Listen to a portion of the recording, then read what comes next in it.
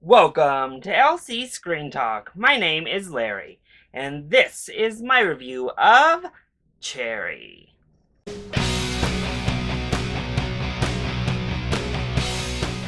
Cherry is a 2021 dramatic thriller based off of the novel of the same name from Nico Walker that follows a disenfranchised young man who joins the military to get away from a terrible breakup.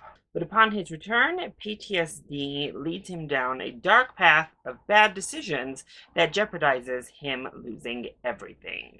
Set to release on Apple TV Plus March 12th and in theaters February 26th. The film is directed by the Russo Brothers and starring Tom Holland. So to say I am a Tom Holland fan, well, is probably an understatement. I love him. I think he's great in pretty much everything I've seen him in. And he's able to bring something to these roles in films that sometimes aren't the best. Add to that this deep, darker subject matter, getting to see Holland venture into even darker, more sophisticated material than even The Devil All the Time presented, left for a really intriguing watch. However, I saw just a piece of that first snippet that was released, that initial trailer teaser that they set out, and I was nervous.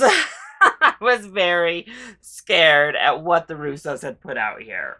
And ultimately, I think Cherry is a frustrating watch because there's a great movie in here. It's just buried by a lot of messiness. Leaving with a good film, one that I overall enjoyed, but a film that just had potential to be so much better. So, let's go ahead and start off with the positives. The biggest positive, far and away, is Tom Holland himself. Now, yes, this is coming from a fan, but this is one of the best performances he's given in his career.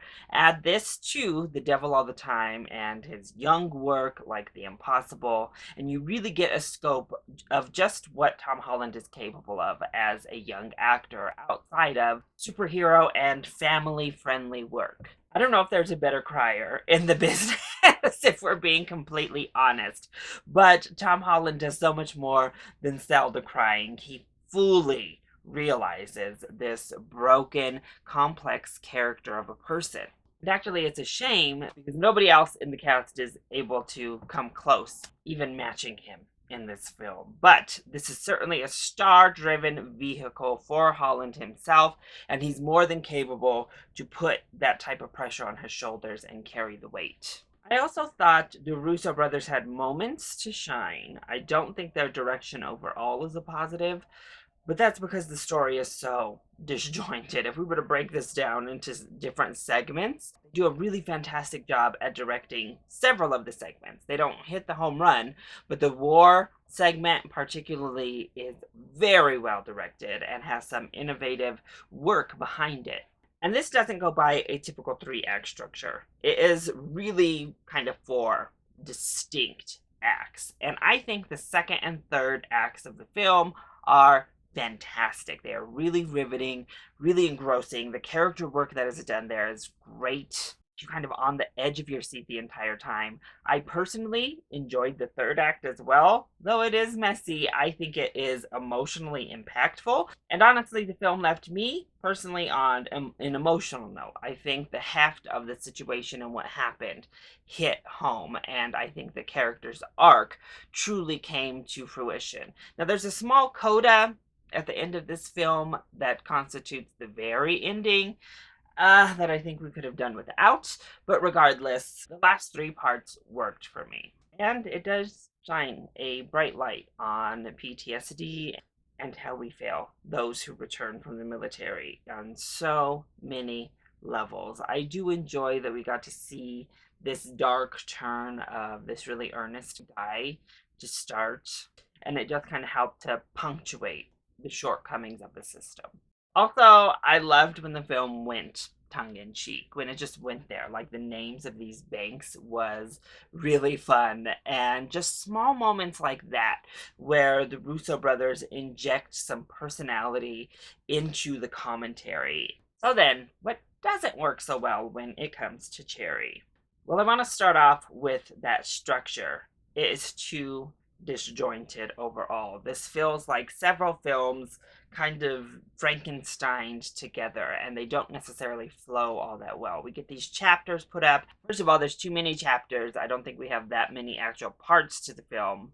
Second of all, just throwing up a chapter header and moving on to the next doesn't constitute a satisfying transition and doesn't help ease the flow of the film from one huge life event to the next. Particularly, the first act is not good, like at all. I was shocked watching that first act of this film. It gets significantly better the moment Tom Holland's character goes off to basic training, because everything pre-basic training here was needed for that special character arc that we get, but it was just executed so poorly on almost every front. This romance was bland and dull. Our characters were underwritten from the start. The cinematography and camera work, the direction from the Russos was awful. Like, everything about that first act is really bad. Thankfully, it gets significantly better from there, and it never dips back to that low. But that's asking a lot of your audience to sit through an entire opening segment of your film that isn't very interesting, it doesn't pull you in, and in honesty, quality-wise, is not that great. In addition, the Russos at large do a disservice to the film. Thankfully, they didn't write the script, because the script is a little bit underbaked and also disjointed as well. And part of that nature comes from the book and how much span this book covers. But the Russos make some really, really odd directing choices, to the point where it feels as though they're just trying to be weird and artsy for the sake of it. And it comes across as try-hard and honestly amateurish on several occasions throughout the runtime. Particularly in that basic training, we get one of the most strange and unnecessary shots of the film, and that I've seen in quite some time, actually. During a medical procedure, you'll know it when you see it. It comes out of left field, and it was 100% not needed and was just done as a ooh look at me type of directorial choice. And the Russos unfortunately do that a lot with their camera angles, how they chose to set up these shots. It was all very try hard. And the cinematography itself was very ugly. It's not a pretty looking film, and I think that's part of the point. But a lot gets lost in the transition of trying to give off gritty atmosphere to just cheap looking cinematography and production. I also don't love that this is set in a voiceover, because that takes away a lot from the narrative impact of the film. Having Tom Holland's character go over everything, holding people's hands and giving his commentary, cheapened the entire experience for me as well. And as I touched on, the other actors are not as great in this film. Tom Holland delivers such a fantastic performance that it's a shame no one around him is able to live up to that performance, and the writing itself oftentimes isn't able to quite live up either.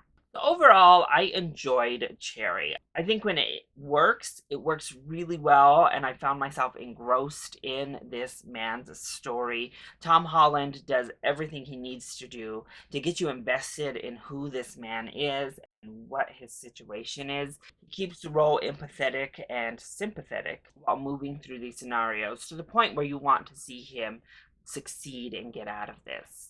Unfortunately, though, there's a lot that doesn't work with Cherry, and I'd be lying if I said this wasn't a disappointment overall. Because from all filmmaking standpoints, it comes up subpar, and I was hoping to see the Russos really come out and knock it out of the park after leaving the MCU, and unfortunately, this wasn't the post-Marvel work I think we were all hoping for from them. But if you have Apple TV Plus, I think it's worth a watch. Again, stick through that first act. I think it gets much better and worth your time if you can make it through there. Otherwise, if you don't have Apple TV Plus, I think you can wait for this to become available free somewhere. I don't necessarily think you need to go out and see this in a theater.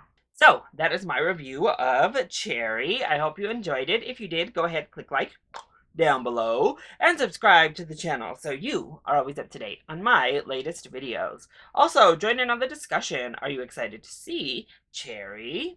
And what is your favorite Tom Holland performance to date? Let me know either in the comment section down below, or you can hit me up on Twitter. I love you all so much for your continued support. Mwah! Thank you for watching, and I'll see you next time. Bye!